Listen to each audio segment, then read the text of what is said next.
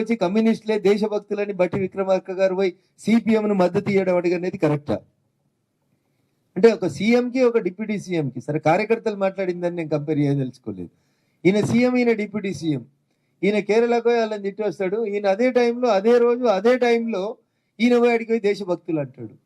ఎవరి మాట నమ్మాలి? బట్టి విక్రమార్క గారి మాట నమ్మాలా, రేవంత్ రెడ్డి గారి మాట నమ్మాలా? ఇట్లా డ్యూయల్ విధానాలన్నీ అవసరాని కోసం, ఊరు కోసం రకరకాలైనటువంటి పదాలని మాట్లాడడం అనేది సరైనది కాదనేది నేను చెప్తూ, కాంగ్రెస్ పార్టీ ఎప్పుడు ఇచ్చినా అవన్నీ దొంగ హామీలే, అమలు కాని హామీలే, అవన్నీ 420 హామీలని కేటీఆర్ లాగా నేను అనలేను, కానీ అవి సాధ్యం కానటువంటి హామీలను ఇచ్చి అమలుకు నోచుకున్నటువంటి విధానాల్ని ప్రజల ముందుంచి మాయమాటలు చెప్పి టెంపరీగా మొన్న మీరు రాష్ట్ర శాసనసభకు జరిగిన ఎన్నికల్లో సక్సెస్ అయింది, కానీ భవిష్యత్తు అట్లా ఉండదు. ఖచ్చితంగా అదేదో సినిమాలో చెప్తారు, in front there is a crocodile festival అని. ఇది రేవంత్ రెడ్డి గారు కూడా అర్థమైంది కాబట్టి కొడంగల్ పోయి నా మీద కుట్ర జరుగుతుంది అంటాడు. ముఖ్యమంత్రి మీద కుట్ర జరిగితే ముఖ్యమంత్రి పోయి ఎవరికి చెప్పుకోవాలన్నా? పోయి డీజీపీ గారిని కలిసి చెప్పుకో. నువ్వు పెట్టిన ఇంటెలిజెన్స్ చీఫ్ ఉన్నాడు కదా, సార్ దగ్గరికి పోయి చెప్పుకో నా మీద కుట్ర అవుతుందని. ప్రజల్ని కుట్రల నుంచి, కుతంత్రాల నుంచి, ప్రజల్ని మోసాల నుంచి కాపాడాల్సిన ముఖ్యమంత్రి గారే పోయి కొడంగల్ ప్రజల ముందు కన్నీళ్లు పెట్టుకుంటూ నా మీద కుట్ర జరుగుతుంది, నా మీద కుట్ర జరుగుతుంది, నీ మీద కుట్ర చేస్తే నీకు ఎడమ చేయి దిక్కున కూర్చున్నాయనో నీ కుడి చేయి దిక్కున కూర్చున్నాయనో చేయాలి, కానీ నువ్వు నిలబడితే నీ కుర్చీ ఎత్తుకపోవడానికి వీళ్ళిద్దరికీ అవకాశం ఉంటుంది, లేకపోతే అనుకున్న నీ పిఎస్ఓకి ఉంటుంది తప్ప వేరే అనుకుంటుంది సార్. అందుకని కుట్ర లేదు, ఇంకేం లేదు సార్. అక్కడ ఆయనకి భవిష్యత్ చాలా స్పష్టంగా కనబడుతుంది. రేవంత్ రెడ్డి సిక్స్త్ సెన్స్ బాగా పనిచేస్తుంది. భారతీయ జనతా పార్టీ తెలంగాణలో డబుల్ డిజిట్లలో వస్తుంది అనేది రేవంత్ రెడ్డి గారికి అర్థమవుతున్నటువంటి నగ్న సత్యం.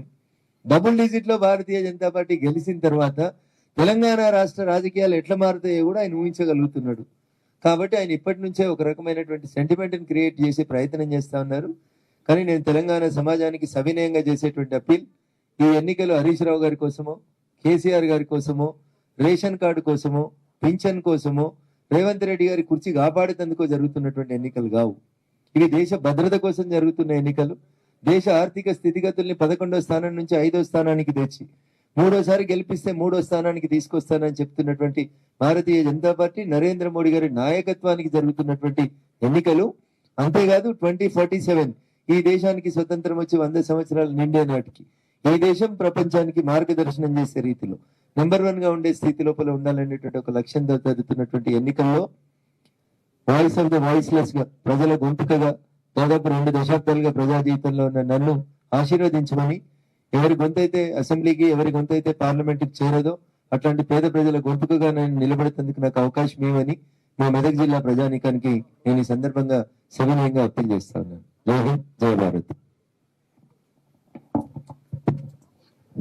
ఇప్పుడు రఘునందన్ గారిని ప్యానలిస్టులు, తర్వాత జర్నలిస్టులు, మిగతా వాళ్ళు కూడా క్వశ్చన్ చేయొచ్చు.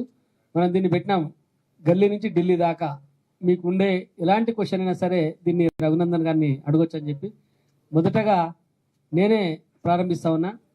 రఘునందన్ గారు ఒక ఫెయిల్యూర్ ఎమ్మెల్యే కాబట్టి ఓడిపోయినరు, ఇంట గెలవని రఘునందన్ రచ్చ గెలుస్తాడా అనేది ఒక బలమైన ప్రశ్న వినబడతా ఉంది. దీన్ని మీరేం సమాధానం? నేను మీరు ప్రశ్న అడిగేకంటే ముందే సమాధానం చెప్పినా అన్న. కొడంగల్లో గెలవని రేవంత్ రెడ్డి మల్కాజిగిరిలో ఎట్లా గెలుస్తాడు అని చెప్పినాను. కామారెడ్డిలో గెలవని కేసీఆర్ బీఆర్ఎస్ పార్టీని రాష్ట్రం అంతా ఎట్లా గెలిపిస్తాడు అని చెప్పిన.